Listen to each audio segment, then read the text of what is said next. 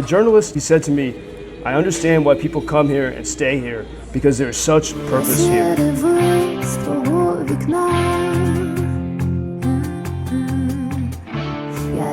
Ukraine.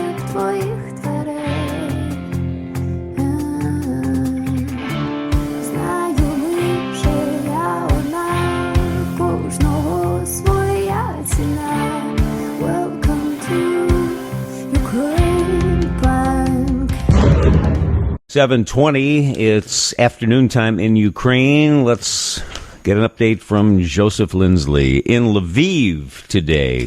Joseph, how are you doing? Bob, good afternoon. It's a spring-like day here in Lviv. I'm talking to you from the Cafe Fatsetka in the center of the city. We had an error alarm this morning throughout the nation, but right now, at this moment, the president of China is meeting with President Putin, so I think probably nothing will happen until those meetings are over. It really was a weekend where you felt life coming back to Lviv after a cold winter. Often people had no power, no heat and electricity, and so people are very happy to be out in the streets in the sunshine. And you feel that energy everywhere. And over the past week, I was showing around several foreigners who came here either to help or to report on what's happening here. And I realized there are three observations about people that come to Ukraine.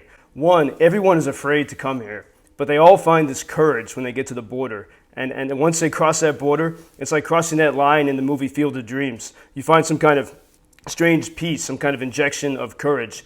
And the second thing is everyone that comes here, almost no one tells their family and friends that they're coming to Ukraine. That's pretty universal.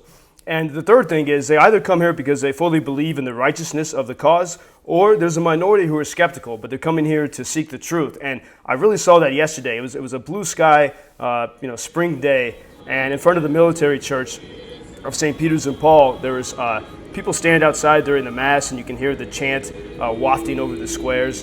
And there were these babusas, Ukrainian grandmas, and they had a bake sale. They were selling all kinds of pastries and also bullets, Russian bullets that they had decorated and painted. And they were using the proceeds from this bake sale to fund what is called the Frontline Kitchen. And so I followed these babusas, the grandmas, and their team of volunteers to this little courtyard not far from our news bunker here in central Lviv, sort of in these 300-year-old buildings. And as you enter this courtyard on a sunny day, you smell the fresh aromas of freshly cut vegetables in these green buckets of carrots and beets. And then you enter into a storeroom. And in this room, they're preparing fresh meals for soldiers in the front lines. And so they chop up the vegetables, they make soups, they make cabbage and even dumplings, and they dry them, and then they send them to places like Bakhmut. And the idea is, to make sure that the soldiers who are in these damp, muddy, fearsome trenches are getting, the real love and nourishment from here in Lviv. And as the volunteers were coming into the courtyard, one of them, Rich, a volunteer from the UK, turned on the radio, and he starts dancing with the Ukrainian girl in the courtyard while other volunteers are chopping vegetables. And then a woman named Oksana, one of the grandmothers, she's showing me a video of her son who's fighting near Bakhmut, and he was speaking on a Ukrainian news report, and she's crying, she hasn't talked to her son in person in so many months, and she's crying watching this video. And then at that moment, a station wagon backs into the courtyard, and a couple gets out, and they have all these coffee cakes, dozens of coffee cakes that they're unloading.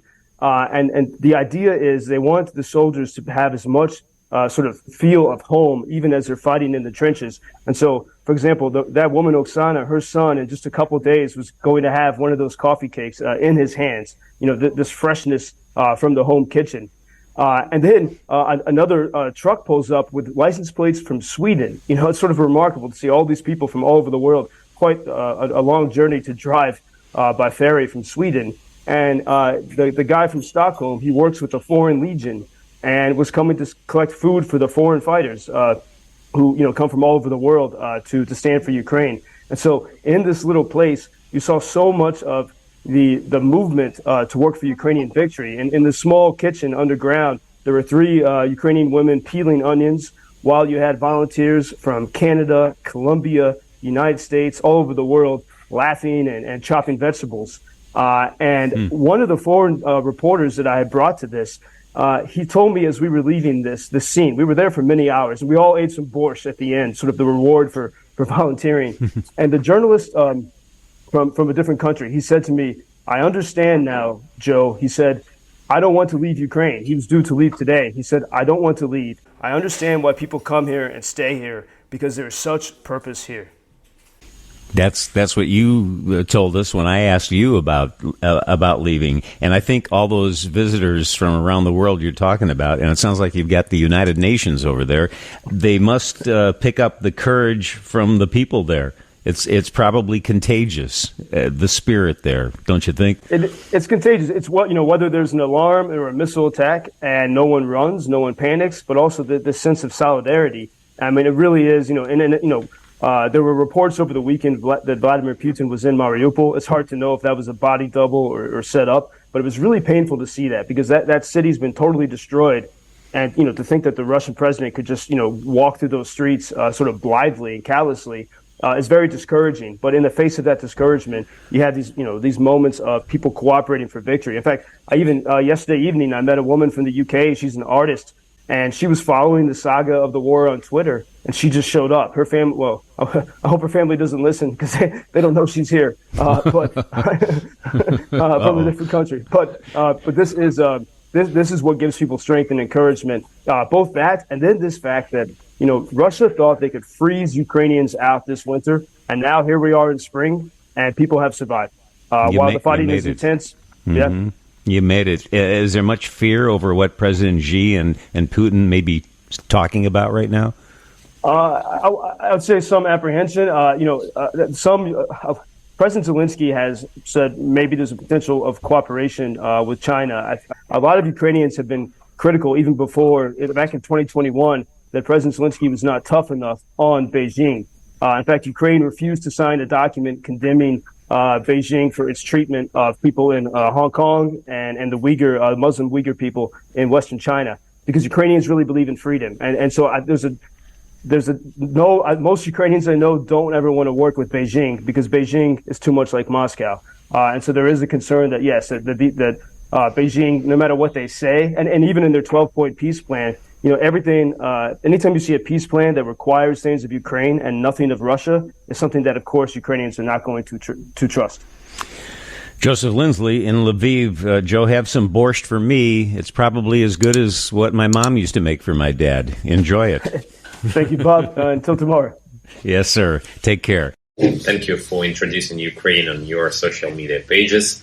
That's very important that much more people can get more information about the situation here and how everybody can help Ukraine to stay stronger and to save all the world.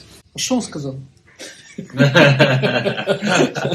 Well, which side are you on? На чьей ты стороне? Come on now. Oh, which side are you on? На чьей ты стороне? Ебать.